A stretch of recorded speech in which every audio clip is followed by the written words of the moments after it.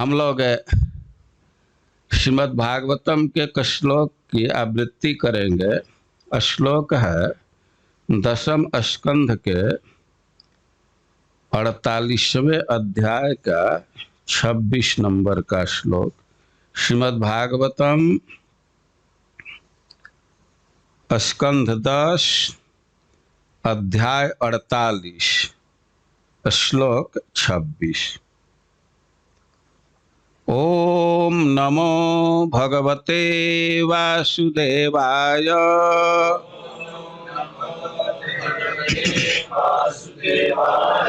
ओम नमो भगवते वासुदेवाय।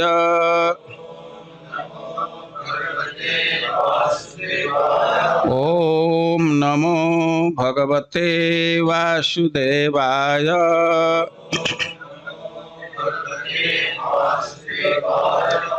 कह पंडितः त्वत् अपरम शरणं शमीयात् भक्त प्रियात् धृतगिरः सुहृदः कृतज्ञात् सर्वान् ददाति सुहृदः भजतः अभिकामान् आत्मानं अपि अपचयौ न यस्य। कह पंडितस्त्वदपरं शरणं शमीयात्। कह पंडितस्त्वदपरं शरणं शमीयात्। कह पंडितस्त्वदपरं शरणं शमीयात्। कह पंडितस्त्वदपरं शरणं शमीयात्। भक्त प्रिया धृतगिरः सुहृदः कृतज्ञात्। भक्तः प्रिया धृतगिरः सुहृदः कृतज्ञात्। सर्वान् ददाति सुहृद भजत भिकामान्। सर्वान् ददाति सुहृदो भजतो भिकामान्। सर्वान् ददाति सुहृद भजत भिकामान्। सर्वान् ददाति सुहृदो भजतो भिकामान्। आत्मानमप्युपचयापचयौ न यस्य। आत्मानमप्युपचयापचयौ न यस्य। आत्मानमप्युपचयापचयौ न यस्य। आत्मानमप्युपचयापचयौ न यस्य। कह पंडितस्त्वदपरं शरणं शमीयात्। कह पंडितस्त्वदपरं शरणं शमीयात्। भक्त प्रिया धृतगिरः सुहृदः कृतज्ञात्। भक्त प्रिया धृतगिरः सुहृदः कृतज्ञात्। सर्वान् ददाति सुहृद भजत भिकामान्। सर्वान् ददाति सुहृदो भजतो भिकामान्। आत्मानमप्युपचयापचयौ न यस्य। आत्मानमप्युपचयापचयौ न यस्य। सब लोग साथ में बोलिए। कह पंडितस्त्वदपरं शरणं शमीयात्। भक्त प्रिया धृतगिरः सुहृदः कृतज्ञात्। सर्वान् ददाति सुहृद भजत भिकामान्।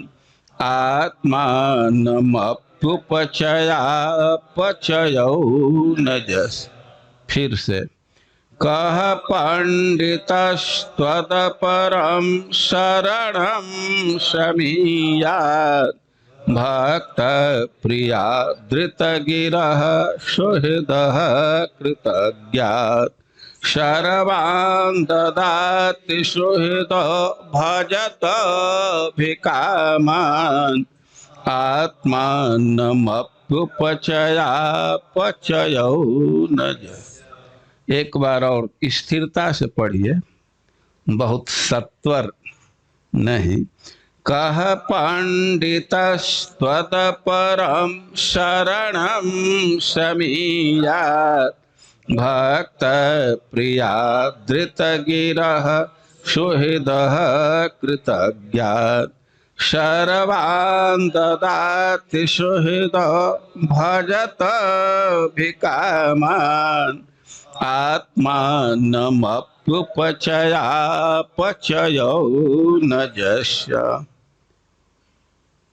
कह कौन, पंडितः विद्वान, त्वत् आपसे बढ़कर, अपरम दूसरा, शरणम शरण के लिए, समीयात जाए, भक्त अपने भक्त के लिए, प्रियात स्नेहिल, ऋत सदैव सच, गिरह शब्द, सुहृद शुभचिंतक, कृतज्ञ, सर्वान सभी, ददाति आप देते हैं, सुहृद अपने शुभचिंतक भक्तों को, भजत आपकी पूजा करने वाले, अभिकामान इच्छाएं, आत्मान अपने आप को, अपि भी उपचय वृद्धि, अपचयो या ह्रास न कभी नहीं, यस्य जिसका। अनुवाद और तात्पर्य श्रील प्रभुपाद के द्वारा। अनुवाद: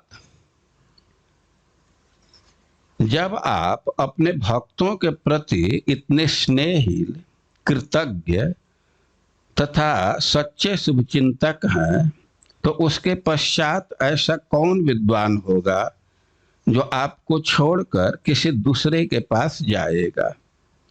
जो मनुष्य सच्चे सख्य भाव से आपकी पूजा करते हैं, उन्हें आप मनचाहा वरदान, यहाँ तक कि अपने आप को भी दे देते हैं। उसके पश्चात भी आप में न तो वृद्धि होती है न ह्रास। तात्पर्य: इस श्लोक में भगवान तथा उनके भक्त दोनों को ही सुहृद अर्थात शुभचिंतक कहा गया। श्री भगवान अपने भक्त के शुभचिंतक हैं और भक्त भी श्री भगवान के लिए समस्त सुख की प्रेम पूर्वक कामना करता है। इस जगत में भी अत्यधिक प्रेम से यदा कदा अनावश्यक चिंता उत्पन्न होती है। उदाहरणार्थ, हम प्रायः देखते हैं कि माता द्वारा अपनी प्रौढ़ संतान के प्रति यह चिंता कि वह वास्तव में किसी आपत्ति में होगा, न्याय संगत नहीं है। प्रौढ़ संतान धनी, दक्ष तथा स्वस्थ हो तो भी माता की प्रेममयी चिंता बनी रहती है। इसी प्रकार शुद्ध भक्त भगवान श्री कृष्ण के प्रति सदैव प्रेममयी चिंता का अनुभव करता है, जैसा कि माता यशोदा के उदाहरण से स्पष्ट है, जो भगवान श्री कृष्ण के प्रति अपने सुंदर पुत्र के रूप में ही चिंतित रहती हैं। भगवान श्री कृष्ण ने अक्रूर से वादा किया था कि कंस का वध करने के पश्चात वे उनके घर जाएंगे, और जब भगवान वही वादा निभाने आए थे। अब श्री भगवान वही वादा निभाने आए थे। अक्रूर इसे जानते हैं, इसलिए भगवान की महिमा का गायन ऋतगिरह अर्थात वचन के प्रति सच्चा कहकर करते हैं। भक्त द्वारा श्री भगवान की जो भी थोड़ी सी पूजा की जाती है, उसके लिए श्री भगवान उसके कृतज्ञ रहते हैं। भक्त भले ही भूल जाए, किंतु भगवान उसे नहीं भूलते। जगत गुरु श्रील प्रभुपाद की।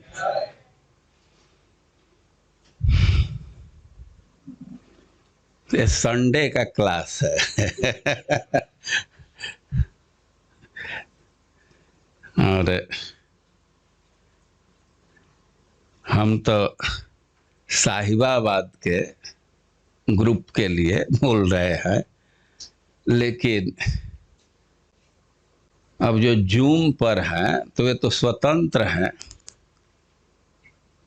आएंगे बैठेंगे और इच्छा किया तो उठ करके चले भी जाएंगे। और इसलिए यहाँ सुविधा होती है कि कम से कम कुछ श्रोता अपने रिजर्व हैं। केवल मशीन से बोलना बहुत कठिन होता है। कभी कभी सामने लोग दिखते हैं तब तो कुछ रहता है उत्साह, लेकिन फिर भी जो प्रत्यक्ष वक्ता श्रोता का संबंध है वह तो नहीं प्राप्त हो पाता है। क्लास है साहिबाबाद का, लेकिन हम स्थान गौशाला चुने हैं, आप लोग साथ में हैं। क्या कहा जाए, कुछ मन में निश्चय नहीं आ रहा था, क्योंकि अब जूम पर कौन कौन लोग हैं, उधर मैं साहिबाबाद तो जाता रहता हूँ, वहाँ के भक्तों को जानता हूँ। हम एक श्लोक पर चर्चा करना चाहते हैं। श्लोक अक्रूर जी बोले। अक्रूर जी का कुछ परिचय जानना चाहिए। अब हम लोग तो नियमित बोलते रहते हैं, मंदिर में बोलते हैं, तो यही लगता है कि वो तो सब जानते हैं, कोई परिचय देने की आवश्यकता नहीं है। लेकिन कई एक लोग हैं कि उनको बहुत चीज नहीं मालूम है। यहाँ भी बहुत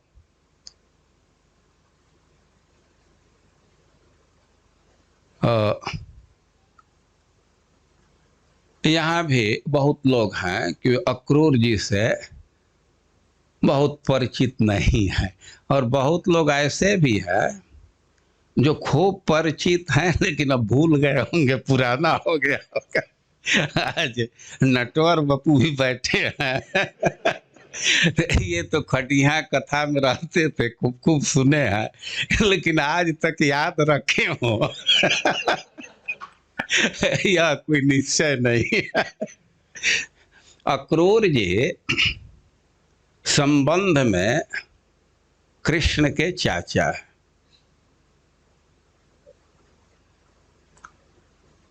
पारिवारिक संबंध देखा जाए तो चाचा है, लेकिन उनका भाव सेवक का।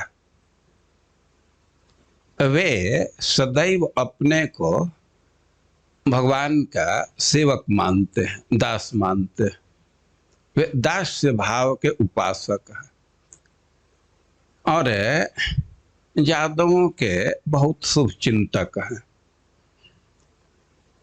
जब कंस का अत्याचार बढ़ा मथुरा में, ब्रज में, मथुरा में और सुरसेन में, तो सब यादव लोग इधर उधर छिप गए। लेकिन अक्रूर जी कंस के दरबार में ही थे। अब किसी किसी के मन में यह प्रश्न हो सकता है कि उतना दुष्ट व्यक्ति जो यादवों को तंग कर रहा है, ब्रजवासियों को कष्ट दे रहा है, और फिर भी उसी के यहाँ नौकरी कर रहे हैं, तो ये कैसा भगत है। ये भगवान का भक्त है। और जो व्यक्ति भगवान को मारने के लिए उद्यत है और उसके यहाँ नौकरी कर रहा, लेकिन अक्रूर जी को किसी तरह आभास था कि हम यदि मथुरा में रहते हैं तो हमको कृष्ण बलराम के दर्शन का अवसर मिलेगा। और दूसरी बात यह भी थी कि नौकरी में थे कंस के तो उसको छोड़ना नहीं चाहते थे। कारण था कि सोचते थे कि अरे हम कुछ कर पाए या न कर पाए, यदि यादवों के खिलाफ कोई षड्यंत्र रचा जाता है, उनको दुख देने की योजना की जाती है, तो कम से कम उनको सूचना तो दे दूंगा, वे लोग अपना चेत जाएं या जो व्यवस्था करे। तो अक्रूर जी मथुरा में ही थे, कंस के सेवा में थे। और आप कथा जानते हैं कि जब कंस कृष्ण बलराम को मारने के लिए बहुत बहुत प्रयत्न किया, बड़े बड़े दैत्यों को भेजा, लेकिन किसी को सफलता नहीं मिली। वहां से तो सब आश्वासन दे करके आते थे कि बस एक चांस हमको दे दीजिए। अब उन सब कथा को कहने का, उनके विचार को कहने का समय नहीं है, लेकिन जब बड़े बड़े दैत्य आए और नष्ट हो गए, कोई सूचना तक नहीं दिए, और कंस मीटिंग किया और मीटिंग करके मीटिंग में निर्णय लिया गया कि हम लोगों के अपनी नीति बदलनी होगी। कंस के मंत्री लोग कहे कि हम लोग प्रयास तो बहुत किए लेकिन सफलता नहीं मिली। इसका कारण है कि हम लोगों का रणनीति ठीक नहीं है। हम लोग अब तक क्या कर रहे हैं कि अपने आदमी को दुश्मन के घर में भेज रहे हैं, तो अपने स्थान में वो अपनी व्यवस्था बना लेते हैं। और कंस के मंत्री लोग युद्ध के सिद्धांत को बतलाए, मिलिट्री साइंस के सिद्धांत को बतलाए कि स्थान का बहुत महत्व होता है। से गणित अलग अलग है, आप लोग भी कई गणित पढ़ते हैं ना, अभी तो क्या क्या आया होगा, अंक गणित है, तो बीज गणित है, तो त्रिकोणमिति है, और क्या क्या गणित है। और उसी तरह अंक गणित में भी कई एक भेद है। अरे यहाँ तो आप जोड़ेंगे अकाउंट ऑफिस में तो एक एक जोड़ करके 2 हो जाएगा, लेकिन कोई कोई क्षेत्र है, जैसे प्रेम का क्षेत्र है, तो एक एक मिल करके कई हो जाते हैं। वो 2 नहीं रहेंगे, एक एक दोनों मिलेंगे एक। लेकिन मिलिट्री साइंस के लिए कहा जाता है कि एक एक मिल करके 11 हो जाते हैं। कोई एक योद्धा है, अकेले है, और उसका एक साथी मिल जाए तब 11 गुना उसकी शक्ति बढ़ जाएगी। और स्थान का बहुत महत्व होता है। आप लोग गज और ग्राह की लड़ाई सुनते हैं श्रीमद् भागवतम में। तो गजराज बहुत शक्तिशाली थे, अपना बहुत ताकत लगाए, लेकिन जब बहुत समय बीत गया तो उनकी शक्ति क्षीण होने लगी, क्योंकि युद्ध जल में चल रहा था और ग्राह पर कुछ असर नहीं पड़ा।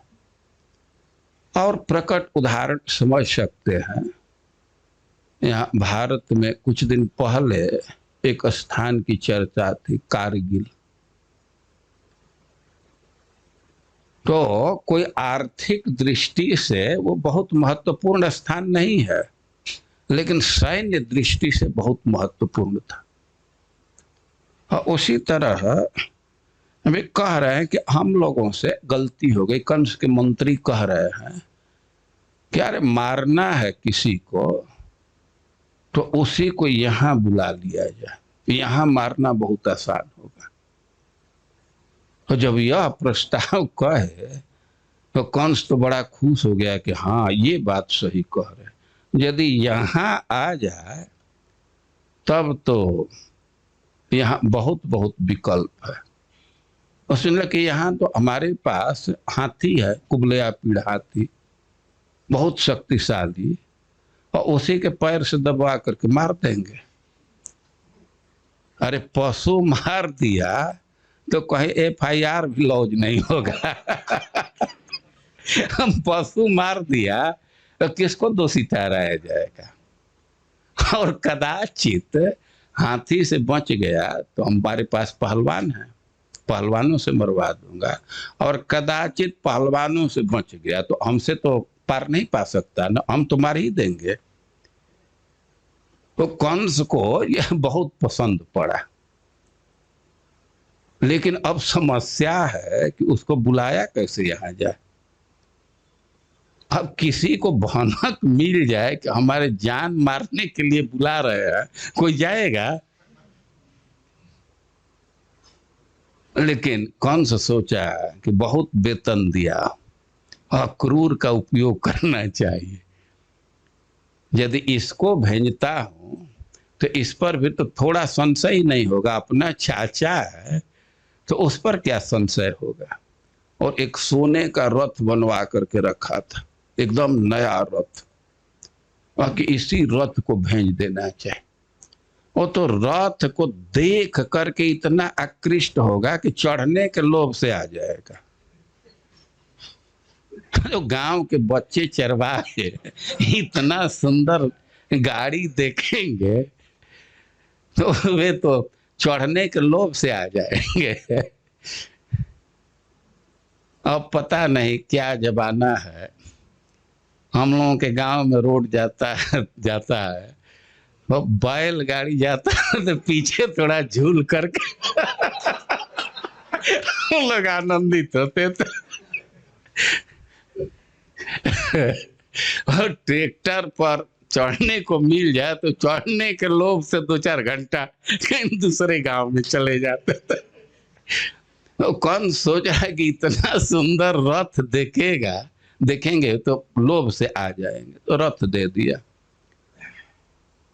अक्रूर जिसे योजना किया, अक्रूर जिसे बहुत बहुत बात कहा कि देखो एक हमारा काम कर दो, उन बच्चों के यहाँ बुला दो, और यदि वे यहाँ आ जाते हैं तब हमारा सब प्लान सफल हो जाएगा, पृथ्वी पर निष्कंटक राज्य हो जाएगा। हमको तो भय केवल उन बच्चों से, नहीं तो और हमारे सामने कौन है? बड़े बड़े पहलवान हैं, जरासंध है तो हमारे खास ससुर जी हैं, देविद है हमारा मित्र है, अब पृथ्वी निष्कंटक हो जाएगी। एक काम कर दो, कृष्ण बलराम को यहाँ ला दो। अक्रूर जी का है कि देखिए व्यक्ति मनोरथ तो बहुत करता है, लेकिन दैवम ही फल साधक, वो मनोरथ करने से कुछ नहीं होता, जो दैव का विधान है उसी के अनुसार होता है। लेकिन फिर भी आप आज्ञा दे रहे हैं तो हम जा रहे हैं। तो अक्रूर जी को भगवान के दर्शन का लोभ था, तो कंस के आज्ञा से गए, कृष्ण बलराम को लेकर के मथुरा के लिए चले। लेकिन मथुरा के लिए लेकर के चले तो अक्रूर जी के मन में दृढ़ निश्चय था कि जरूर कंस के कहने से आया, लेकिन कृष्ण बलराम को तो अपने घर ले जाऊंगा, कंस को नहीं दूंगा। आप कथा सुनते हैं कि जमुना जी में भगवान अक्रूर जी को अपना विश्वरूप दिखाए। उस विश्वरूप दिखाने के पीछे कारण है, अक्रूर जी जब रथ ले करके चले, रथेन वायु वेगेन, बहुत तेजी से चले, कृष्ण बलराम बैठ गए थे, वे सफल थे, लेकिन फिर भी उनके मन में संशय हो रहा था कि मैं ले जा रहा हूं इन बच्चों को, और कदाचित कंस कुछ कर दिया तो सब दोष तो हम पर लगेगा। देखिए अक्रूर जी भगवान के सेवक हैं, दास्य भाव के उपासक हैं, भगवान के ऐश्वर्य को जानते हैं, लेकिन फिर भी पारिवारिक संबंध में वो चाचा है और बच्चों के प्रति स्नेह उमड़ रहा है, वात्सल्य भाव भी आ रहा है। और भगवान उनके इस भावना को समझ गए कि अक्रूर जी भय कर रहे हैं, तो उनके भय को दूर करने के लिए ही अपना विश्व रूप दिखाए। जो हो, जब मथुरा पहुंच गए तो ब्रजवासी तो पहले से ही प्रतीक्षा कर रहे थे। समसाध्य प्रतीक्षंतो व तस्थिरे। यद्यपि अक्रूर जी रथे न वायु वेगे न, वायु के समान, आंधी के समान रथ को हाँके, लेकिन अब अक्रूर जी के सामने कई एक समस्या आ गई। रथ तो बहुत तेजी से चलाए, लेकिन रास्ते में कई एक गोपियां थी कि मूर्छित होकर के गिर गई थी। तो अब तो उनके शरीर पर रथ चढ़ा करके नहीं ले जाएंगे, और उनको बचाने के लिए देर हो रही थी। और कहीं कहीं ऐसा जगह था कि मार्ग पर ही वो वृक्ष उग आए थे, तो वृक्षों के ऊपर रथ को नहीं ले जाएंगे, तब वृक्षों को बचाने के लिए उनको घूम करके जाना पड़ता था। जो लोग जंगल का अनुभव रखते हैं इस बात को समझ सकते हैं। हम लोग तो जंगल में प्रीचिंग किए हैं, हम लोग जानते हैं कि कभी कभी किसी नदी के चलते या किसी वन के चलते कितना घूम करके जाना पड़ता है। तो अक्रूर जी को ऐसे देर हो गई, फिर भगवान के विश्व रूप के दर्शन में स्तुति करने में देर हो गई, और ब्रजवासी तो जल्दी जल्दी तिरछे रास्ता वहां पहुंच गए थे। तो वे वहां प्रतीक्षा कर रहे थे। तो जब भगवान वहां पहुंच गए, उनसे मिले, तो अक्रूर जी से कहने लगे कि भगवान प्रविशताम अग्रे सहयानम पुरीम। अक्रूर जी से कहे कि आप रथ ले लीजिए और आप चले जाइए, मथुरा में आप जाइए, हम तो यहीं रुकेंगे, हम तो यहीं फ्रेश होंगे, विश्राम करेंगे। अब तो अक्रूर जी बड़े दुखी हुए और भगवान से प्रार्थना करने लगे कि ना हम भवद्भ्याम रहितो प्रवेक्षे मथुराम पुरी। हे प्रभु, हम आपको छोड़ करके, आप दोनों को छोड़ करके नगर में नहीं प्रवेश करेंगे। और अरे कि आपको भी हमारा त्याग नहीं करना चाहिए। भक्तम ते भक्त वत्सल, मैं आपका भक्त हूं और आप भक्त वत्सल है, तो आपका भी यही फर्ज कर बनता है कि भक्त वत्सल है तो उस पोजीशन पे रहना चाहिए, अपने भक्त का त्याग नहीं करना चाहिए। और कई एक श्लोक में प्रार्थना करने लगे, कई एक कारण दिए, बहुत आग्रह किए कि हमारे घर चलिए। अक्रूर जी घर बनाए थे, लेकिन वे तो दास्य भाव के उपासक हैं, तो उनकी यही भावना थी कि घर के स्वामी तो भगवान है, तो कह रहे हैं कि सनातन कुर्व धोक्षज, अब तक तो हमारा घर अनाथ है, उसके स्वामी तो आप हैं, तो आप वहां चलेंगे तब वह सनात होगा। और पुनिहित पादरजसा गृहान्नो गृह मेधिन, कि हम लोग तो गृहस्थ हैं, हम लोगों का ऐसा दिनचर्या है कि बहुत बहुत हिंसा होती है, तो अपने चरण रज से हमारे घर को पवित्र कीजिए। कई एक बात कह रहे हैं, उधर जाने पर देर होगी, लेकिन भगवान कहे कि ना, अभी मैं आपके घर नहीं जाऊंगा। आयास से भवतो गेहम अहमार्ज समन्वित, हम अपने भाई बलराम जी के साथ आपके घर जरूर आएंगे, लेकिन जदो कुल द्रुहम हत्वा, ये जादुओं का द्रोही है, इसका वध करके। देखिए, भगवान के स्थिति पर विचार कीजिए। अक्रूर जी प्रार्थना कर रहे हैं, लेकिन भगवान तो गए हैं अपने माता पिता को जेल से छुड़ाने के लिए। अब सोचिए कि माता पिता जेल में हैं और बेटा जा करके लव फिस्ट खाने लगे तो लोग क्या कहेंगे? तो भगवान कहे कि ना, हम जरूर आएंगे आपके घर पर, लेकिन अभी नहीं, पहले कंस का वध करने के बाद। और जब ऐसा कहे और ये स्थापित किए कि हमको जब स्वामी मानते हैं तो हमारे आज्ञा का पालन करना चाहिए, तो अक्रूर जी चले गए, लेकिन प्रतीक्षा में थे। भगवान कंस का वध करने के बाद अक्रूर जी के घर गए। कह रहे हैं कि किंचित चिकीर्षयन्, वे अरे कि अक्रूर भवनम कृष्ण सहरामुधव प्रभु किंचित चिकीर्षयन् प्रागात अक्रूर प्रिय कामया। भगवान तो वचन दिए थे कि हम आपके घर आएंगे, लेकिन अभी सुखदेव गोस्वामी कह रहे हैं कि जरूर भगवान गए और कृष्ण के साथ, बलराम जी के साथ गए और उद्धव जी के साथ गए। किंचित चिकीर्षयन् प्रागात अक्रूर प्रिय कामया।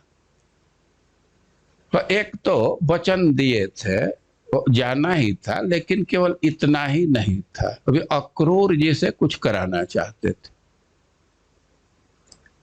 अरे अक्रूर जी से क्यों कराना चाहते थे? कोई दूसरा नहीं था, लेकिन कह रहे हैं कि अक्रूर प्रिय कामया, अक्रूर जी का ही प्रिय करने के लिए। देखिए, सिद्धांत समझना चाहिए, जब कोई स्वामी है अपने सेवक कुछ आज्ञा देता है, कुछ कहता है, तो उसको पसंद पड़ता है। कुछ ना कहे तो वो उतना पसंद नहीं पड़ता है, कुछ कहने से खुश हो जाता है।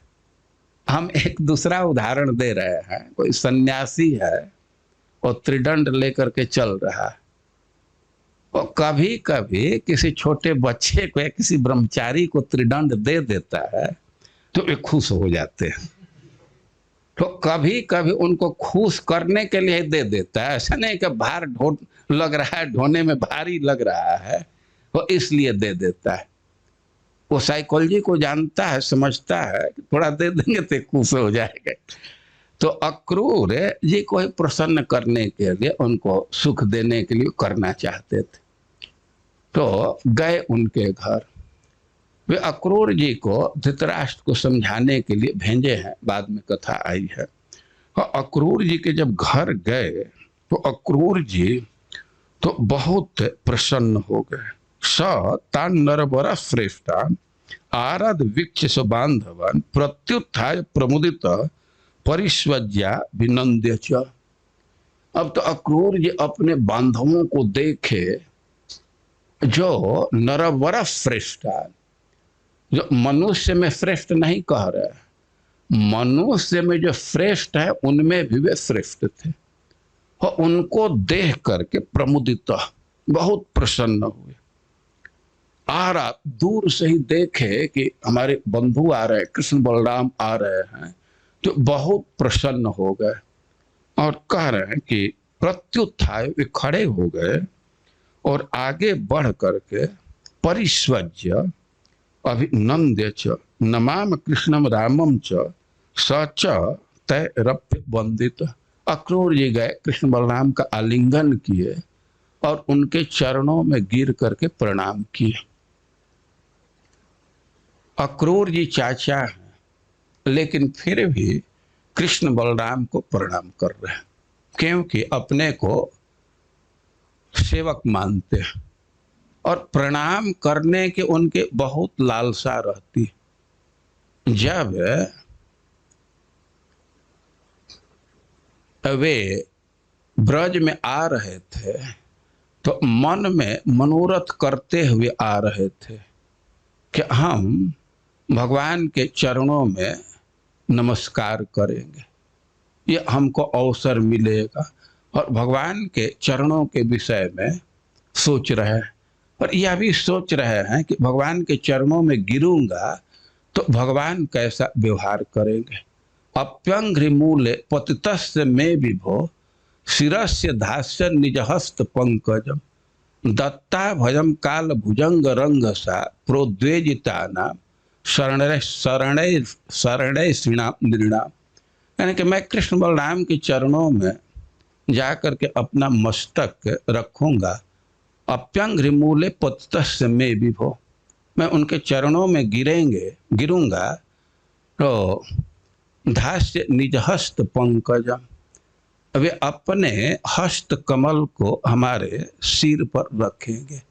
अब यह भावना करके अब भगवान के हाथ के विषय में सोचने लगे। हाथ के विषय में कह रहे हैं कि दत्ता भयम काल भुजंग रंग सा, अरे वही हाथ हमारे मस्तक पर रखेंगे जो हाथ अभय दान देने वाला है। काल भुजंग रंग सा प्रोद्वेजिता न, जो काल रूप सर्प से भयभीत है, बहुत उद्विग्न है, भयभीत है, तो वही हाथ अभय दान देने वाला। जो भगवान के शरणागति को स्वीकार करता है तो भगवान काल रूप सर्प से उसकी रक्षा करते, अभय दान दे देते। और फिर हाथ के विषय में चिंतन कर रहे हैं कि समर्हणम यत्र निधाय कौशिकः बलिष्ठ तथा चाप जगत त्रेंद्रता। ये हाथ इतना उदार है कि जिस हाथ में थोड़ा सा संकल्प का जल दिए बलि महाराज, तो उसका प्रभाव हुआ कि तीनों जगत का वे स्वामी हो गए, इंद्र पद को प्राप्त हुए। कोई कोई कह सकता है कि अरे इंद्र पद तो उसे छीन लिए, तो छीन जरूर लिए, लेकिन अगले मनवंतर में उनको इंद्र पद देंगे। तो अक्रूर जी विचार कर रहे हैं हाथ के विषय में, अरे कि यदवा विहारे ब्रजोषिताम श्रमम सौगंधिक गंध स्पर्शे न सौगंधिक गंध अपानुदत, और उसी हाथ को हमारे मस्तक पर रखेंगे जिस हाथ से गोपियों के पसीना के बिंदु का अपमार्जन किए थे। यदवा विहारे ब्रजोषिताम श्रमम, जब गोपियां कृष्ण के साथ नृत्य कर रही थी तो वे थक गई। नृत्य में परिश्रम होता है और गोपियों के कपोल पर, गाल पर ये पसीना के बिंदु, स्वेद बिंदु आ गए। तो कह रहे हैं कि यदवा विहारे ब्रजोषितम स्पर्शे न सौगंधिक गंधि अपानुदत, तो जिस हाथ से गोपियों के वे पसीने को पूछे थे उसी हाथ को हमारे मस्तक पर रखेंगे। तो अब यह कह रहे हैं कि अक्रूर जी भगवान को प्रणाम करने के लालसा रखते हुए गए थे। आज भगवान उनके घर पर आए हैं और उम्र में बड़े हैं, तो इसलिए जा करके कृष्ण बलराम का आलिंगन किए और इसके बाद उनके चरणों पर गिर गए और कह रहे हैं कि तैरप्य अभिवादित नमाम राम कृष्णम च स तैरप्य अभिवादित। तो अक्रूर जी तो कृष्ण बलराम को प्रणाम किए, दंडवत किए, लेकिन कह रहे हैं कि तह अपी, बहुवचन में बोल रहे हैं। उद्धव जी अक्रूर जी को नमस्कार किए और केवल उद्धव जी ही नहीं किए, कृष्ण बलराम भी किए।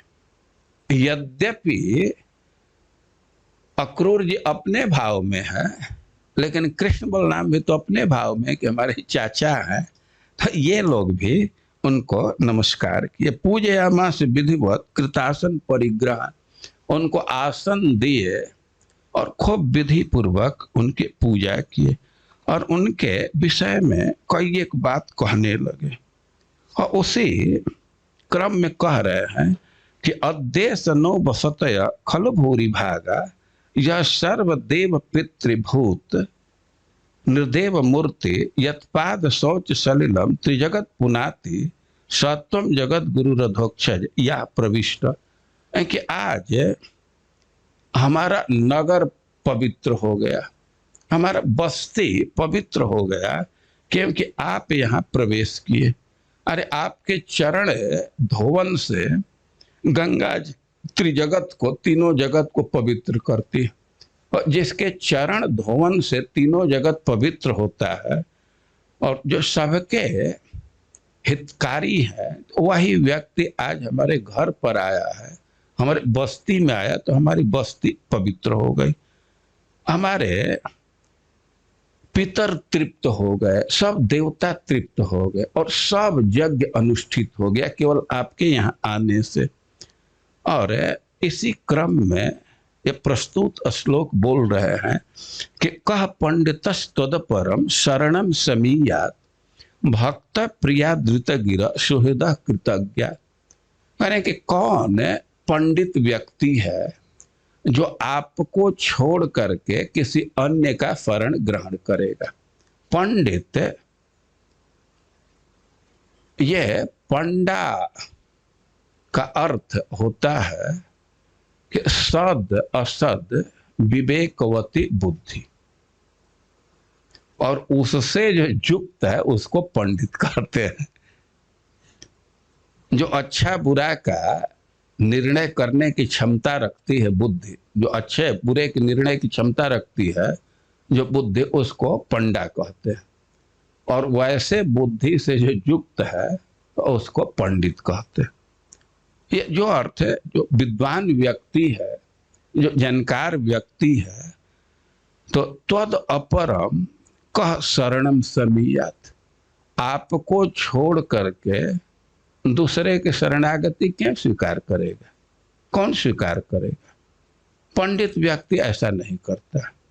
और जो मूर्ख हैं, जिनकी बुद्धि माया छीन ली है, या अल्प मेधसा कम बुद्धि के है, तो दूसरे देवी देवता भूत प्रेत मनुष्य की भी शरणागति स्वीकार करते, उनके पास जाते हैं। लेकिन पंडित व्यक्ति आपको छोड़ करके दूसरे के पास नहीं जाएगा, दूसरे का आश्रय स्वीकार नहीं करेगा। तो अब कह रहे हैं कि भक्त प्रिया, भक्त बहुत प्रिय हैं आपको, भक्त ही आपको प्रिय हैं। और ऋत गिरह, आप सत्यवादी हैं और सुहृद, आप हितकारी हैं और कृतज्ञात, आप किसी के सेवा को समझते हैं, उसको ख्याल करते हैं। भक्त एवं प्रियो जस्य तस्मादिति भक्त वात्सल्य। भगवान के विषय में कह रहे हैं अक्रूर जी कि कौन बुद्धिमान व्यक्ति है, कौन पंडित व्यक्ति है जो आपके अतिरिक्त दूसरे के शरणागति को स्वीकार करेगा। भाई क्यों भगवान की शरणागति स्वीकार करेगा? तो कई एक कारण दे रहे हैं। और पहली बात कह रहे हैं कि भक्त प्रियात, भक्त बहुत आपको प्रिय है। तो देखिए, जहां प्रियत्व का संबंध है, जिस व्यक्ति को जो व्यक्ति प्रिय है तो उसके पास जाने में कुछ संकोच नहीं होता है। जैसे माँ को बेटा बहुत प्रिय है, तो बेटा को माँ के पास जाने में कुछ संकोच नहीं है। अब कोई परमिशन नहीं, कुछ नहीं, सीधे जाता है, माँ के गोद पर चढ़ जाता है। तो वैसे ही कृष्ण को भक्त बहुत प्रिय है, भक्त प्रिया, उनमें भक्तों के प्रति वात्सल्य। और ऋत गिरह, जिनकी वाणी सत्य है, जो सत्यवादी। और भगवान ने कहे हैं कि आर्ता न शरणम त्वहम, हम आर्त व्यक्ति के हम आश्रय है, शरण है। तो ऋत गिरह से अर्थ ध्वनित हो रहा है कि भगवान दीन वत्सल, भगवान के स्वभाव में है कि दीनहीन व्यक्ति पर अधिक कृपा करते हैं। वे संसाधन का विचार नहीं करते, बल्कि वो दीनहीन है तो उस पर अधिक उनका ध्यान जाता है। दीनेर अधिक दया करे भगवान, ये उनके स्वभाव में। कृष्णदास कविराज गोस्वामी चैतन्य महाप्रभु की वंदना कर रहे हैं। चैतन्य चरितामृत के आदि खंड के 7वें अध्याय में तो कह रहे हैं कि अगत्यैक गतिम नत्वा हीनार्थाधिक साधकम श्री चैतन्यम लिख्यते प्रेम भक्ति वदान्यता। हम चैतन्य महाप्रभु को नमस्कार करके उनके प्रेम भक्ति वदान्यता का निरूपण कर रहे हैं। तो उसमें एक शब्द दे रहे हैं हीनार्थाधिक साधकम। व्यक्ति हीन है। हीन का अर्थ है कि उसके पास कोई साधना नहीं है, लेकिन उसके साथ व्यवहार क्या है भगवान का कि अर्थाधिक साधक। जो अर्थ है तो उससे अधिक उसको दे देते। वह संसाधन से हीन है। अरे भाई कुछ प्राप्त करना है तो उसके लिए कुछ साधन है। कोई अर्थ प्राप्त करना है, अर्थ मोटा मोटी 4 संज्ञा में रखा गया है। अर्थ, धर्म, काम, मोक्ष, इसी को पुरुषार्थ कहते हैं। वो उसके लिए कुछ साधना करना होता है, न यज्ञ करना होता है, दान करना होता है, तब जा करके स्वर्ग मिलता है, काम भोग मिलता है। या मोक्ष के लिए भी बहुत बहुत प्रयास करना पड़ता है। तो जो 4 पुरुषार्थ है, अर्थ है, तो उसके लिए कुछ साधन निर्धारित किया गया है, यज्ञ, तप, दान, पुण्य, जो भी हो। लेकिन कह रहे हैं कि उससे रहित है व्यक्ति, हीन है। ये संसाधन नहीं है, ये साधना नहीं है। लेकिन भगवान उसके साथ क्या व्यवहार करते हैं? अर्थाधिक साधक। अर्थ से जो ऊपर है उसको उसको दे देते हैं। अर्थ से ऊपर क्या है? 4 पुरुषार्थ है, उसके ऊपर भी कुछ है, प्रेम, पंचम पुरुषार्थ। तो अर्थ है तो 4 को ग्रहण करेगा, अर्थाधिक मतलब 5वां अर्थ, पंचम पुरुषार्थ। तो साधन नहीं है, हीन है सब तरह से, लेकिन भगवान उसको अर्थ से अधिक, अर्थाधिक, जो 4 पुरुषार्थ से ऊपर का है, मतलब पंचम पुरुषार्थ, उसको प्रदान कर देते। तो कह रहे हैं कि भगवान दीन वत्सल, अपने वचन को वे सत्य करते। और एक बात उनके विषय में कर सुहृद। सुहृद का अर्थ है कि निरुपाधिक कृपाकारिण। इस संसार में देखा जाता है कि कोई व्यक्ति किसी का प्रिय करता है, लेकिन कुछ कुछ अपेक्षा रखता है। अरे यहाँ तक कि माता पिता सबसे बड़े सुहृद माने जाते हैं पुत्र के, लेकिन उनकी भी एक कामना रहती है कि जब बुढ़ापा में सेवा कुछ करेगा। लेकिन भगवान अब किसी आशा से किसी का हित नहीं करते।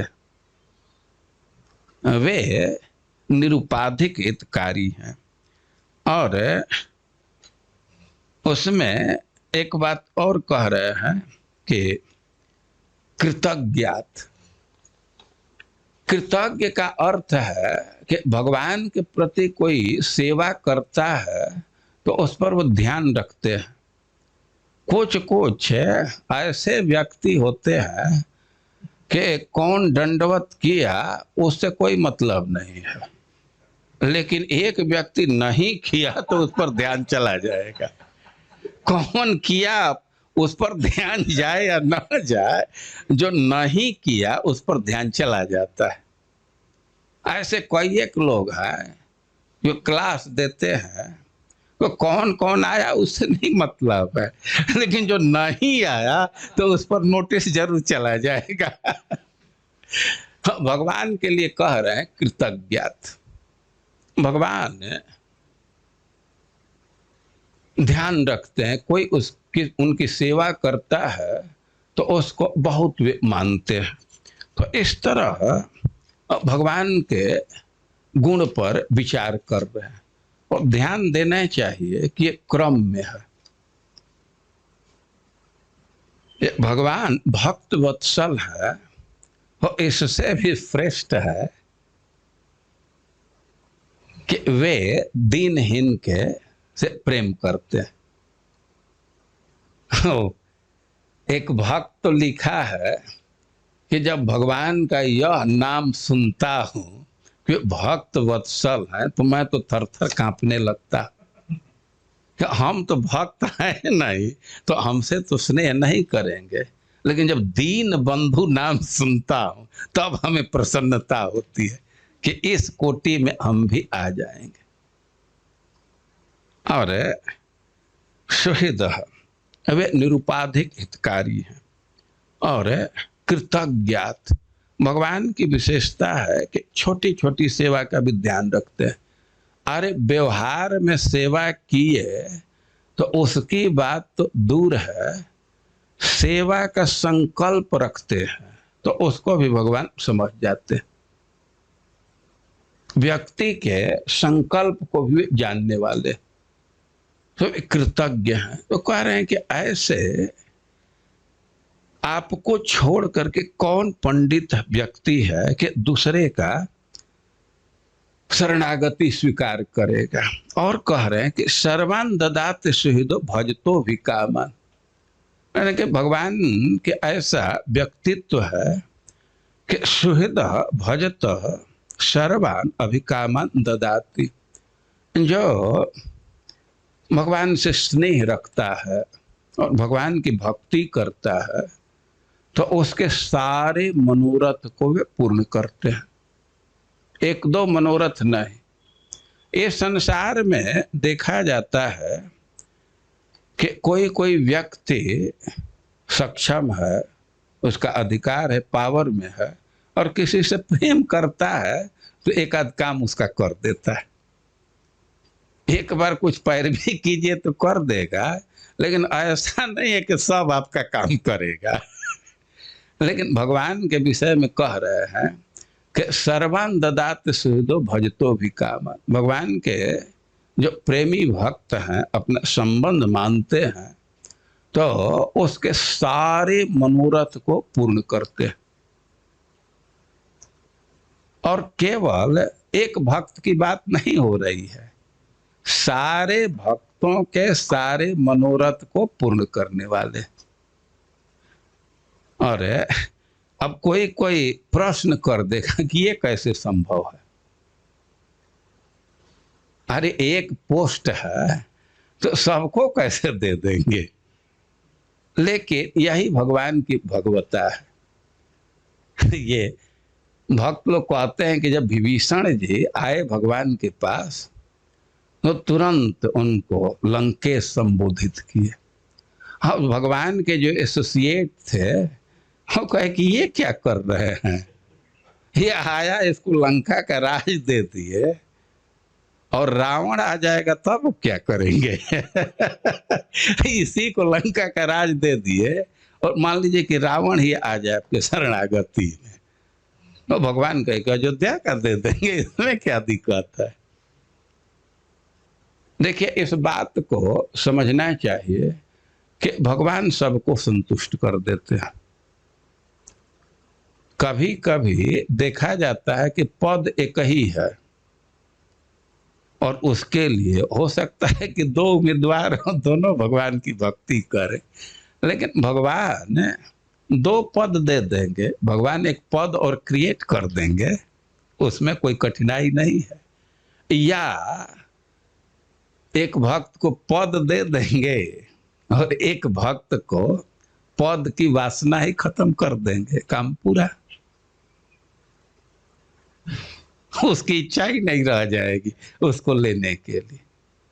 बहुत बार ऐसा होता है कि किसी कामना से व्यक्ति जाता है, वहां पहुंचते पहुंचते हो तो कामना ही खत्म हो जाती है। तो भगवान के विषय में कह रहे हैं कि सर्वान ददात सुहृदो भजतो भी कामान। जो एक संबंध मान करके सौहार्द पूर्वक भगवान की भक्ति करते हैं तो उसके सारे मनोरथ को पूर्ण करते हैं। अरे मनोरथ को ही नहीं पूर्ण करते, आत्मानम अपने को भी दे देते। अरे वे और चीज तो पैदा करके दे देंगे, जो चीज है जो हो, अपने को कैसे दो को दे देंगे है कि उपचया पचय निजस्य। भगवान की विशेषता है कि उनमें उपचय मतलब वृद्धि और अपचय मतलब ह्रास। वे उपचय और ह्रास नहीं है। ऐसा नहीं है कि भगवान अनेक भक्तों को अनेक सुविधा देने लगेंगे, अनेक भक्तों के मनोरथ को पूर्ण करने लगेंगे तो उनका स्टॉक कुछ कम हो जाए, ऐसा नहीं है। और ऐसा भी नहीं है कि भक्त लोग बहुत भगवान को भेंट अर्पित करने लगे तो उनमें बहुत वृद्धि हो जाए। अब बहुत लोग भोग लगाने लगे, दूध पिलाने लगे तो ऐसा नहीं है कि भगवान अब बदल जाएंगे। भगवान के स्वभाव में कह रहे हैं कि उपचय और अपचय नहीं। तो भगवान ये कह रहे हैं कि सर्वान ददाति सुहृदो भजता भी कामान, एक एक मनोरथ को पूर्ण कर देते। और मनोरथ की बात तो दूर है, अपने को भी दे देते। वो उनमें उपचय और अपचय नहीं है। तो कौन ऐसा विद्वान व्यक्ति है कि आपको छोड़ करके किसी अन्य का शरण ग्रहण करेगा। और सामान्य रूप से भगवान के गुणों का उल्लेख कर रहे हैं, भजनीय गुणों का उल्लेख कर रहे हैं, लेकिन अब विशेष रूप से विचार करें तत्कालिक रूप से तो उद्धव जी बड़े प्रसन्न हैं कि भगवान आए हमारे पास, हमसे स्नेह करते। वो कह रहे भक्त प्रिया और ऋत गिरा।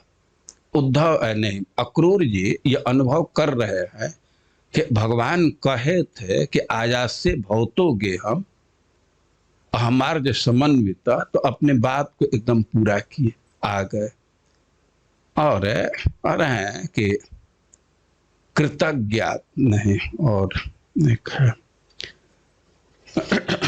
भक्त प्रिया धृत गिरा सुहृद। सुहृद कहने का अर्थ सुहित। सुहित मतलब सुंदर हृदय वाला। आशय यह है कि भगवान किसी के कटु व्यवहार को भी भूल जाते। उद्धव जी नहीं, अक्रूर जी के सामने तो समस्या है, वे बहुत भारी अपराध किए हैं। वे कृष्ण को मथुरा लेकर के गए, गोपियों को बहुत कष्ट हुआ। उनको इतना कष्ट था कि जब उद्धव का रथ देखी गोपियां और सीधे उनके मुख से गाली ही निकला रथ को देखकर। कह रहे ये किसका रथ है, ये अब काहे को लाया है रथ? अब कृष्ण को तो ले गया, अब क्या हम लोगों का लाश ले जाएगा अपने स्वामी का पिंडदान करने के लिए? अब क्या प्रयोजन है? गोपियां बहुत दुखी थी।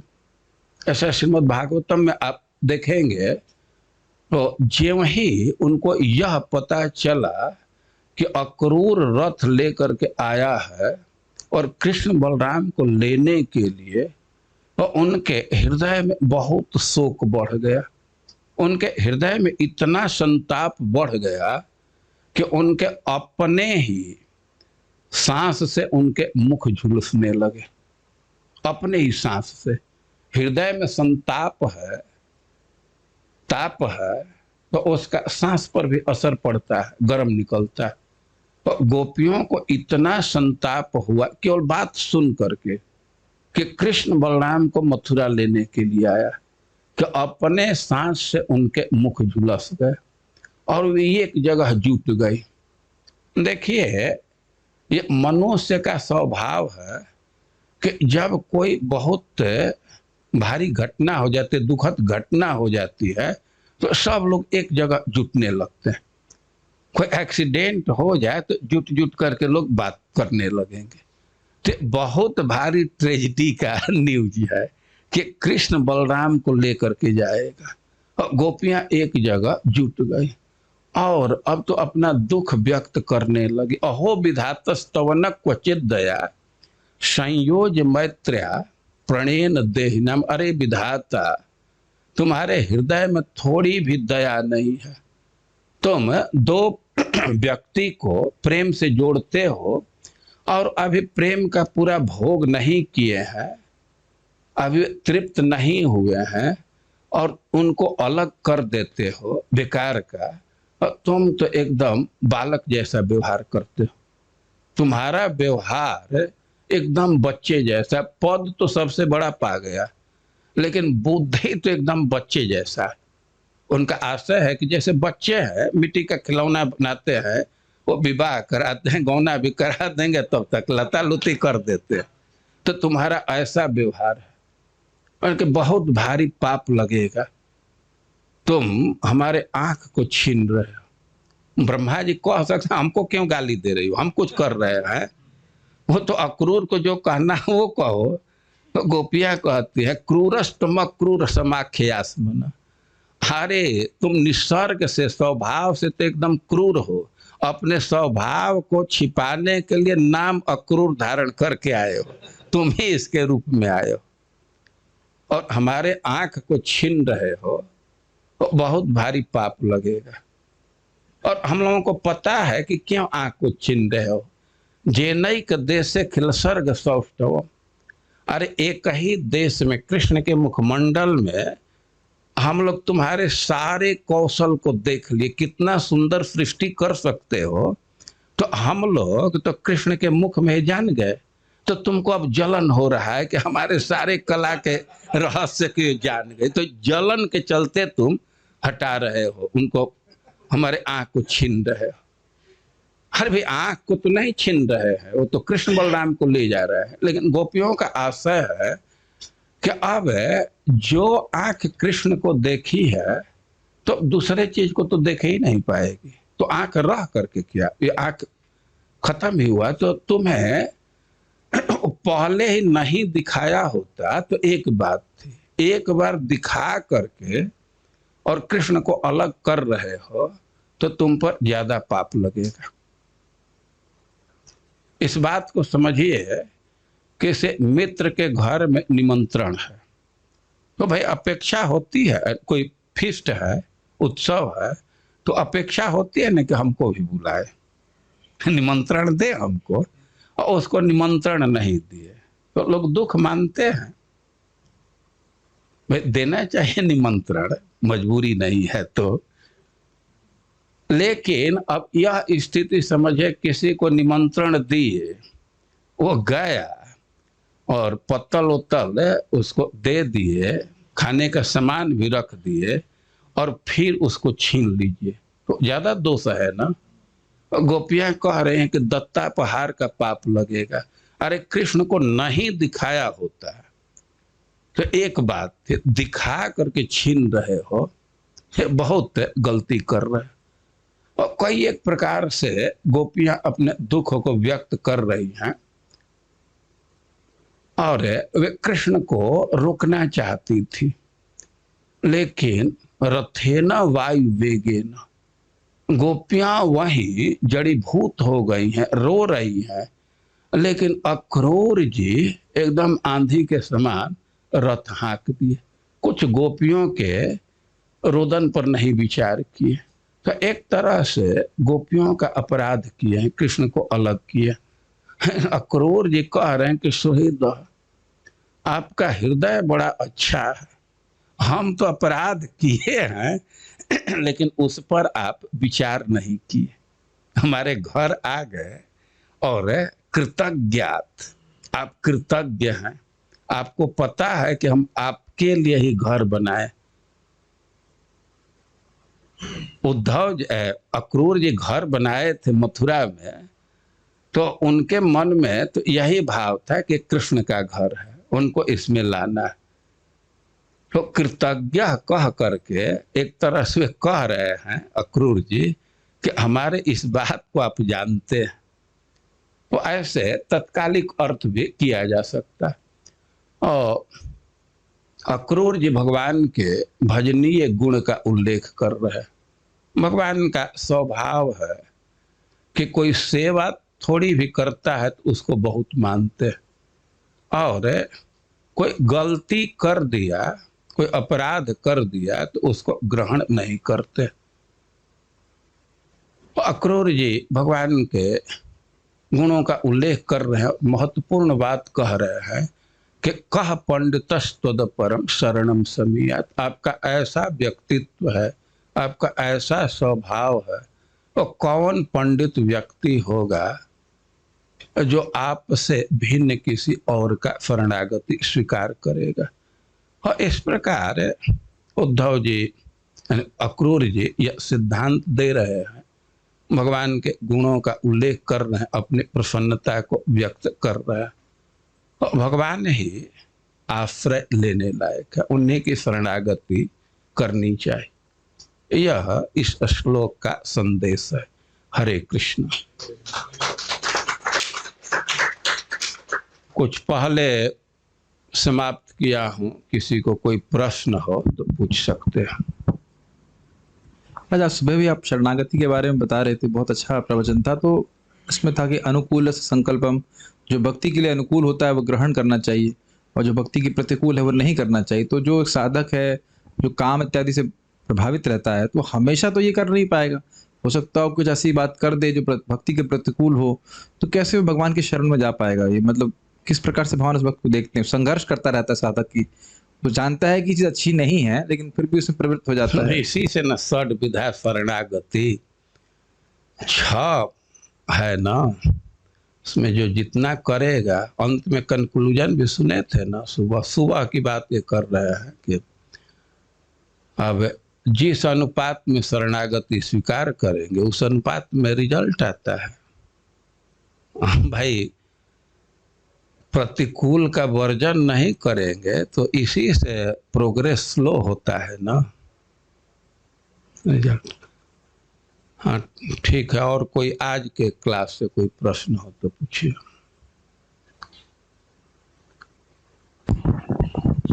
कृष्ण महाराज, दीन वत्सल का मतलब क्या होता है? मतलब इसको कैसे समझे हम लोग? वत्सल का क्या मतलब होता है, पहले यह बतलाइए। बच्चा वत्सल का क्या अर्थ होता है? इनका प्रश्न है कि दीन वत्सल का क्या अर्थ है। तो दीन वत्सल का अर्थ तो बतलाऊंगा, लेकिन आप पहले बतले कि वत्सल का क्या अर्थ होता है। वत्स मतलब बच्चा होता है। बच्चा होता है। वत्स मतलब क्या होता है? गाय का बछड़ा। बछड़ा। तो बछड़े के प्रति, खास करके एकदम छोटा बछड़ा है जिसको नया अभी जन्म दी है गाय, उसके प्रति जो भाव होता है गाय के हृदय में, उसको कहते हैं वात्सल्य। नवजात बछड़े के प्रति गाय के हृदय में जो भावना है उसको कहा जाएगा वात्सल्य। वत्स के प्रति, बछड़े के प्रति जो भाव है तो वह हुआ वात्सल्य। तो क्या भाव होता है, कुछ है आइडिया? अपने बछड़े के प्रति गाय के हृदय में क्या भाव होता है, कुछ आइडिया है? वही भाव किसी दीनहीन व्यक्ति के प्रति भगवान के हृदय में है। जो भाव एक गाय का अपने बछड़े के प्रति है, वही भाव कृष्ण का दीनहीन व्यक्ति के प्रति है, और इसलिए उनको दीन वत्सल कहा जाता है। समझ में आ रहा है?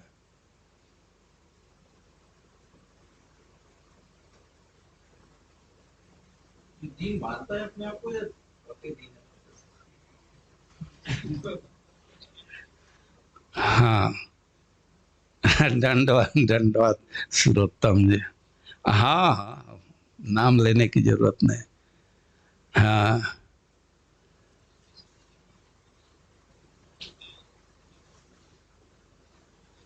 हाँ हाँ, काम पर आ रही है।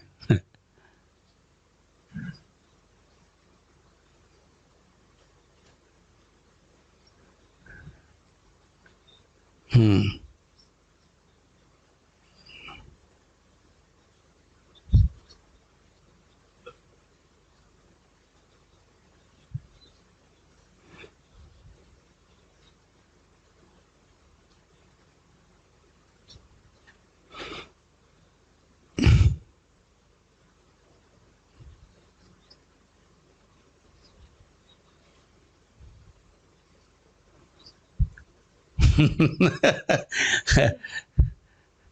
अपराध है क्या, क्या प्रभाव होता है पहले यह बतलाइए। भक्ति में वो अपराध की चर्चा करते हैं ना, तो अपराध है वैष्णव अपराध या नामापराध या कोई भी अपराध, खास करके वैष्णव अपराध, वो चित्त कठोर हो जाता है और भक्ति में ह्रास होने लगता है और चित्त में दूसरे दूसरे ढंग की भावना आने लगती है। तो जो इतना भारी अपराध किया है तो कुछ तो असर आना चाहिए ना। गोपियों को जो रुलाया है भक्त लोग यही कहते हैं कि अब गोपियां तो कोई उनको डायरेक्ट कोई साप नहीं दी और भगवान के भी भक्त हैं, लेकिन वो भक्त कुछ साप दे या न दे, उनका चित्त दुखी हुआ तो उसका असर आ जाता है और खास करके भगवान उसको दंडित करते हैं। कभी कभी लोग प्रश्न करते हैं, अच्छा किसी का अपराध हो गया, वो दुख नहीं मान रहा है, तब तो कोई निगेटिव प्रभाव नहीं आएगा ना। अरे भक्त दुख माने या न माने, अपराध करेंगे तो उसका प्रभाव आएगा। राम रोष पावक महजरहि, भगवान के क्रोध में व्यक्ति जल जाता है। तो अपराध का कुछ न कुछ असर आता है। तो भक्त लोग यही कहते हैं, मैं तो कहीं पढ़ा नहीं हूँ, ये ध्यान नहीं आ रहा है, लेकिन कई एक बार सुना हूँ भक्तों के मुख से कि गोपियों के अपराध का फल आया, अक्रूर जी की मति बदल गई। कितनी सुंदर मति है, लेकिन मति में परिवर्तन हो जाता है। तो अपराध की यही गुरुता है, यह बहुत भयंकर है इस अर्थ में कि अपराध करने से पता नहीं चलता है और हमारा चित्त बदलते जाता है, भक्ति से दूर होते जाते हैं। एक प्रभाव आने पर तो व्यक्ति चेत सकता है, लेकिन अब ऐसा लिखा गया है कि जैसे चंद्रमा का कला क्षीण होता है धीरे धीरे, वैसे भक्ति का ग्राफ नीचे गिरने लगता है और चेतना में परिवर्तन हो जाती है। द्विविद जो बंदर है वो भगवान का भक्त था, भगवान राम का, लेकिन लक्ष्मण जी का अपराध करने से भगवान की विरोधी भावना आ गई। तो इसी से अपराध से बचना चाहिए। अपराध का हमारी चेतना पर असर आता है। कोई वैष्णव प्रसन्न है तो हमारे मन में शुभ वासना आएगी और वैष्णव अप्रसन्न हो गए तो बुरा बुरा विचार आने लगता है। इसी को तो 7वें स्कंध में दिखाया गया है। भागवतम का एक टॉपिक है उत्ति, उत्तयः वासना प्रोक्त, और वे शुभ होता है अशुभ होता है तो अपने कर्म के फल से भी वो आता है, शुभ अशुभ वासना। और महतात कोपात, यदि महत पुरुष का भक्त का कोप हो गया तो अशुभ वासना आने लगती, जैसे हिरण्यकश्यप में आ रहा है और सनकादि के कोप के चलते। और किसी का चित्त संतुष्ट अनुभव किया किसी वैष्णव का चित्त उस संतुष्ट जो कर रहा है, संतोष प्रदान कर रहा है, तो उसके हृदय में शुभ वासना आती है। जैसे प्रहलाद महाराज, नारद जी का चित्त संतुष्ट था तो कितना इनमें शुभ विचार है। वे अकेले मुक्त नहीं होना चाहते, सारे संसार को लेकर के मुक्त होना चाहते। तो ऐसा भक्त लोग कहते हैं कि गोपियों का अपराध किए थे तो कुछ कुछ तो असर आना चाहिए ना, नहीं असर आएगा तो सब लोग अपराध से डरेंगे।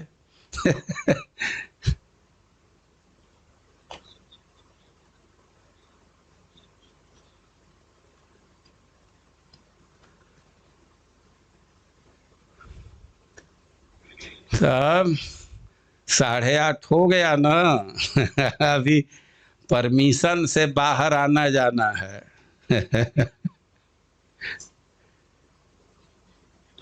हाँ हाँ हाँ, ठीक है, ठीक है।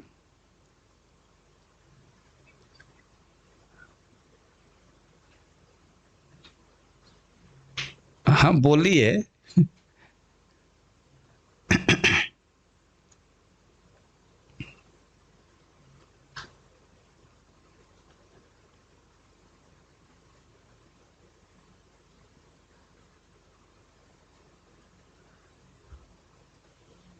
हाँ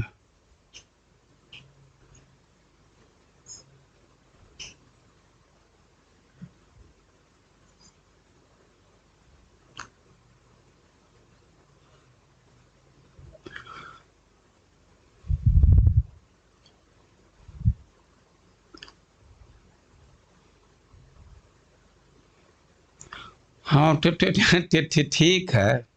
इनका माता जी का प्रश्न है कि ये करुणा काल चल रहा है और किसी भक्त को तो विश्वास है कि भगवान रक्षा करेंगे, लेकिन अब कोरोना का असर आ जाता है और कदाचित मृत्यु हो गई किसी की, तो इस बात को हम किस रूप में ग्रहण करें, क्या करें। माता जी, इस प्रश्न के लिए तो सबसे पहला कार्य है, आवश्यकता है कि अपने बुद्धि का थोड़ा विस्तार कर। कोई चीज है कि केवल व्यक्ति अपने सीमित दृष्टि से गणित लगाने लगता है, लेकिन भगवान की क्या योजना है इस पर भी विचार करना होता है ना। कि भगवान के जो भक्त हैं तो भगवान वचन दिए हैं कि हम रक्षा करेंगे, लेकिन द्रौपदी के तो 5 पुत्र मारे गए ना। द्रौपदी भगवान की भक्त नहीं थी, पुत्र मारे गए ना। अर्जुन के पुत्र का भी वध हुआ। और जब महाभारत युद्ध का समापन हो गया तो ऋषि लोग युधिष्ठिर महाराज को राज्य सिंहासन पर अभिषिक्त करना चाहते थे, लेकिन अर्जुन की तो स्थिति थी कि युद्ध के पहले शोक हुआ और भगवान कुछ श्लोक बोले 600-700 तो उनका शोक दूर हो गया। लेकिन युधिष्ठिर महाराज का शोक महाभारत युद्ध के बाद बढ़ा और कई एक ऋषि लोग कई एक इतिहास सुना करके उनका शोक दूर करना चाहते थे। भगवान भी बहुत बहुत उपदेश दे रहे थे, लेकिन युधिष्ठिर महाराज का शोक दूर नहीं हुआ। ऋषि लोग बहुत बहुत इतिहास से प्रस्तुत कर रहे। ऐसे संस्कृत का शब्द है कि दोनों अर्थ होगा। अब ऋषियों के मन में भावना थी कि भगवान समझाना चाहते हैं तो उनका सहयोग करना चाहिए, हम लोग भी समझावें। और एक अर्थ होगा कि ऋषि लोग भगवान की भावना को नहीं समझ रहे थे, यह अज्ञेय। भगवान ऊपर से तो उपदेश दे रहे थे, लेकिन भीतर से युधिष्ठिर महाराज को प्रेरित कर रहे कि न समझे। अब भगवान की इच्छा को नहीं समझ रहे थे, ऋषि लोग मार इतिहास पर इतिहास सुनाए जा रहे हैं। तो अब कहे कि ना, यहाँ किसी का काम नहीं चलेगा, अब भीष्म पितामह के पास ले चलना चाहिए, वे ज्ञानियों में श्रेष्ठ है। तो भीष्म पितामह जब कुंती को देखे तो कहने लगे, अहो कष्टम अहो न्यायम, अरे बहुत भारी कष्ट है, बहुत भारी अन्याय।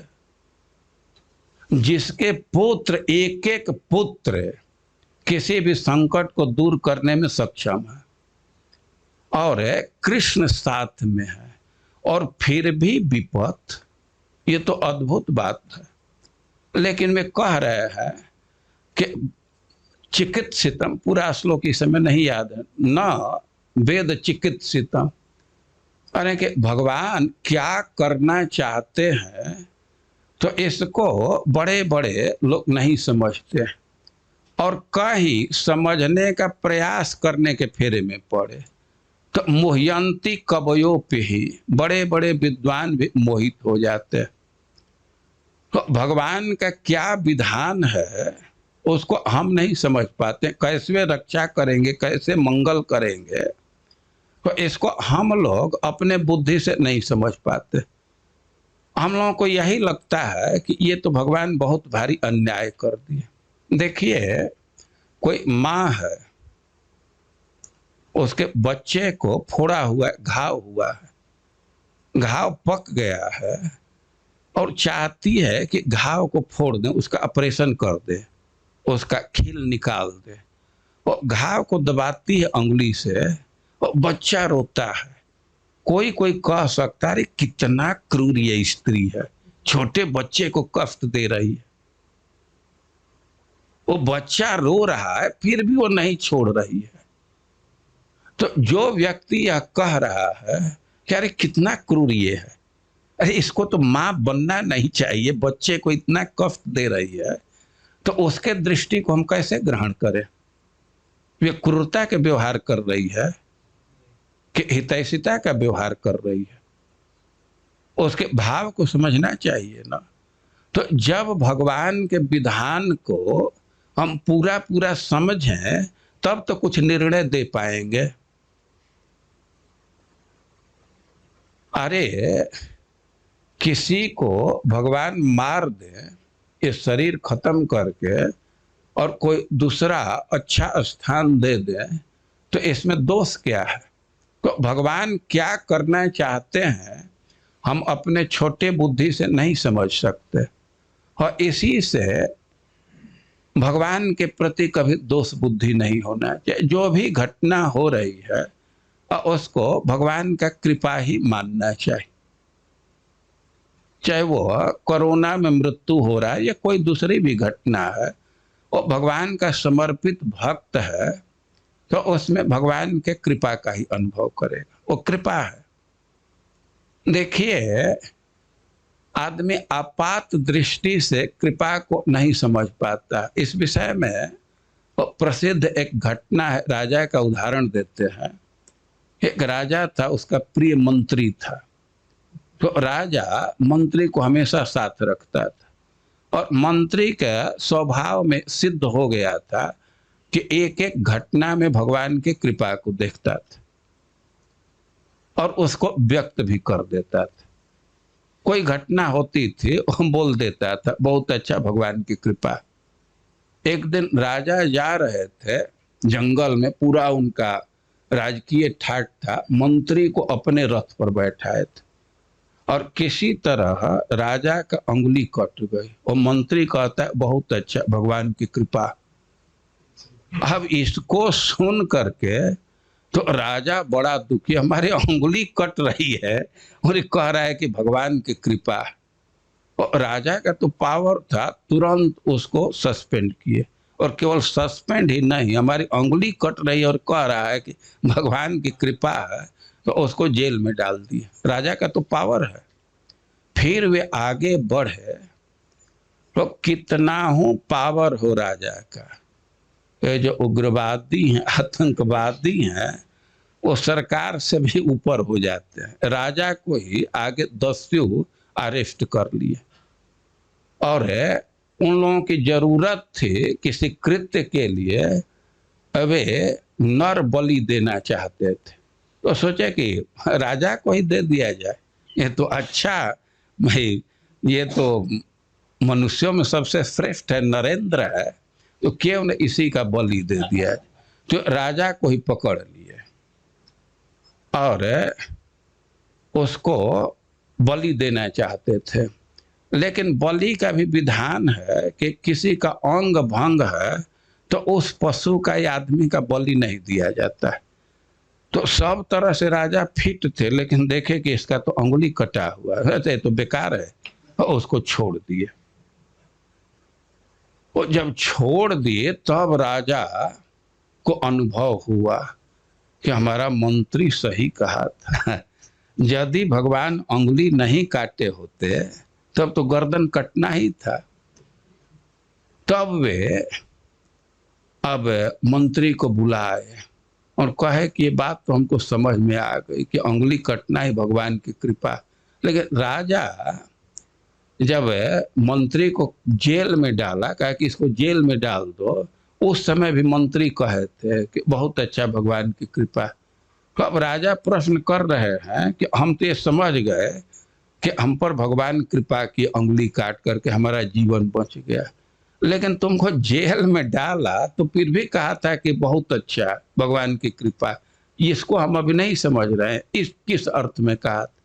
तो मंत्री बतलाया कि आपकी तो अंगुली कटी थी, आपको छोड़ दिए, लेकिन मैं यदि रथ पर होता तो हमको तो पकड़ लेते ना, तो हमारा तो जेल में रहने से ही जीवन की रक्षा हो गई।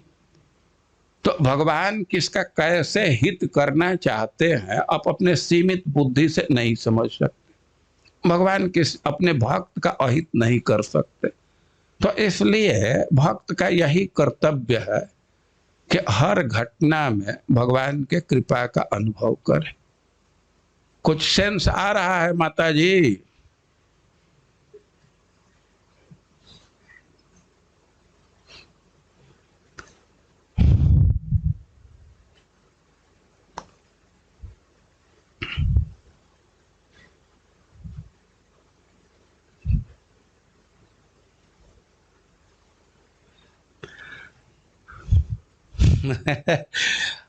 मंदिर से कह करके आया हूँ कि हम 8:30 पौने 9 तक आ जाऊंगा, हमको अब जाने दीजिए।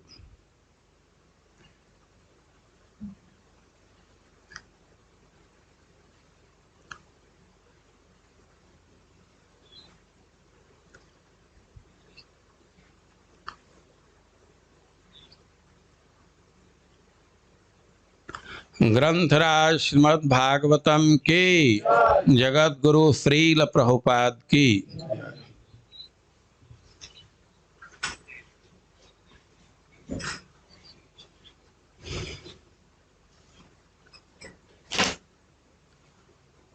इसको रखोगे?